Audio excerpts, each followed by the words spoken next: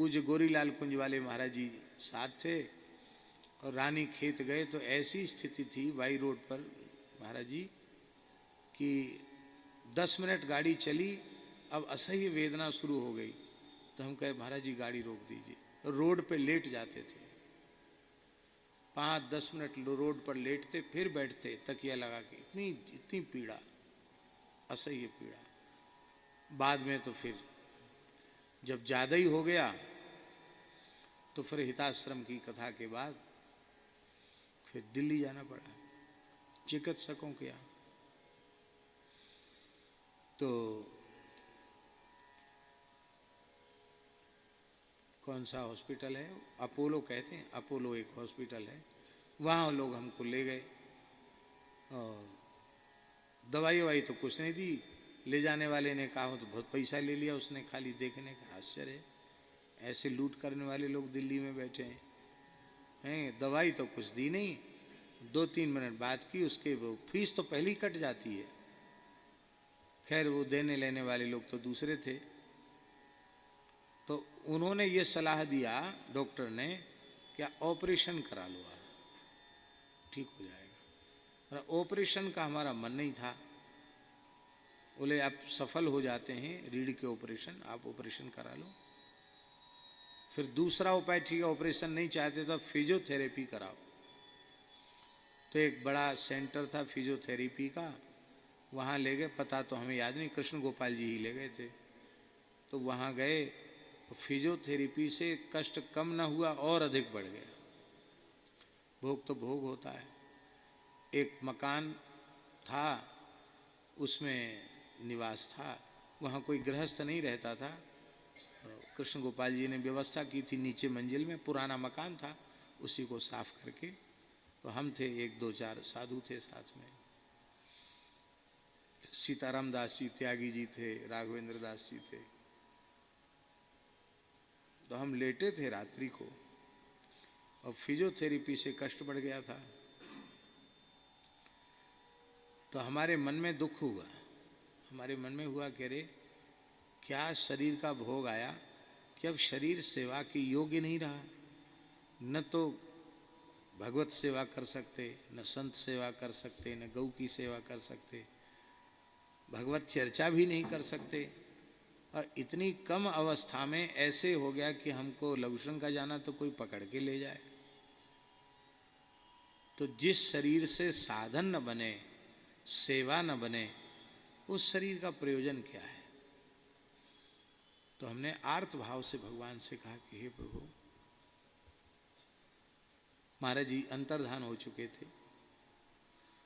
तो हमने कहा हे प्रभु, श्री गुरुदेव भगवान जहाँ विराज रहे हैं, आप कृपा करके उन्हीं की चरण सन्निधि में इस दास को भेज दें। अब जीने का कोई प्रयोजन नहीं। हम ये बिल्कुल नहीं कहते हमारा रोग नष्ट हो जाए, लेकिन आप कृपा करें हमारा देह छूट जाए और हमको महाराज जी की सन्निधि मिल जाए। महाराज जी तो आपके पास हैं, हम महाराज जी के पास पहुंच जाएंगे। भीतर से दुखी होकर के भगवान से प्रार्थना की, गुरु जी से प्रार्थना की कि गुरु जी अब अपनी सन्निधि प्रदान कराओ। तो जैसे ही नींद आई तो महाराज जी पधारे, भक्तमाली जी महाराज पधारे। और महाराज जी जैसे ही आए तो हम सहसा उठ के खड़े हो गए, स्वप्न में, जागृत में नहीं। और हमने साष्टांग प्रणाम किया। अरे नहीं नहीं पंडित जी, तुम उठो मत, खड़े मत हो, तुमको डॉक्टर ने झुकने को मना किया है, झुको मत, यहीं बैठ जाओ। उनके नहीं, हम चरणों में बैठ गए। महाराज जी चौकी पर बैठ गए और बैठते ही बोले, शरणागत को यह अधिकार किसने दे दिया कि हमारा शरीर छूट जाए। ये शब्द था महाराज। जब तनमन प्राण सर्वस्व भगवान के अर्पित कर दिया तो जहाँ रखें, जैसे रखें, जिस परिस्थिति में रखें, उसमें प्रसन्न रहना चाहिए। ये मरने की प्रार्थना करना, इसका मतलब आपने अपने आप को भगवान को समर्पित नहीं किया। हमने कहा महाराज जी दिल्ली कब तक पड़े रहेंगे। नहीं, क्या जरूरत है दिल्ली पड़े रहने की, चले जाओ वृंदावन। कहाँ है दर्द। तो हमने कहा महाराज जी यहाँ है दर्द। ऐसे उलट गए, जैसे ये बैठे हैं ऐसे बैठे थे, महाराज जी ऐसे बैठे हैं, तो दर्द दिखाने के लिए हम थे उलट गए, महाराज गुरु जी की तरफ पीठ कर दिया। महाराज जी ने अपना दाहिना चरण उठाया और ऐसे जहाँ दर्द था वहाँ से लगाया, यहीं दर्द है ना? हमने कहा हाँ महाराज जी यहीं दर्द है। तो ठीक है, अब कोई बात नहीं, वृंदावन चले जाओ।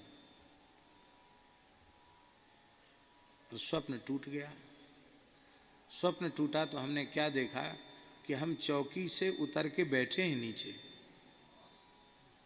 हम सो नहीं रहे हैं। आश्चर्य, किवाड़ा बंद है, अकेले कोठरी में सो रहे, हम नीचे बैठे हैं जैसे अभी अभी पीठ पर महाराज जी चरण लगा के गए हों। और आपको क्या बता, मैं ऐसे लगा कि जैसे कुछ था ही नहीं। शौचालय में गए, स्नान किया, शौच गए, दातुन कुल्ला किया और गुनगुना पानी करके स्नान किया, कि जगाया नहीं किसी को। रात्रि को 3 बजे की तो बात है। तो लोग, राघवेंद्र दास जी जगे सबसे पहले। तो उन्होंने हमसे कहा कि आप तो कहते थे कि हमको पकड़ के लवसंका ले चलो, आज क्या हो गया आपको, ये बाल्टी उठा रहे हो? तो हमने उनको नहीं बताया, राघवेंद्र दास जी को नहीं बताया कि ऐसा स्वप्न हुआ। हमने कहा नहीं, आज हमें बहुत आराम है, लगता है कि अब ज़्यादा कुछ कष्ट नहीं है और हम तो जाएंगे, वृंदावन जाएंगे। दूसरे दिन वृंदावन आ गए। बाद में फिर पथमेड़ा में चिकित्सा हुई, लेकिन वो जो भयंकर पीड़ा थी, सूजन थी, कष्ट थी, वो चला गया।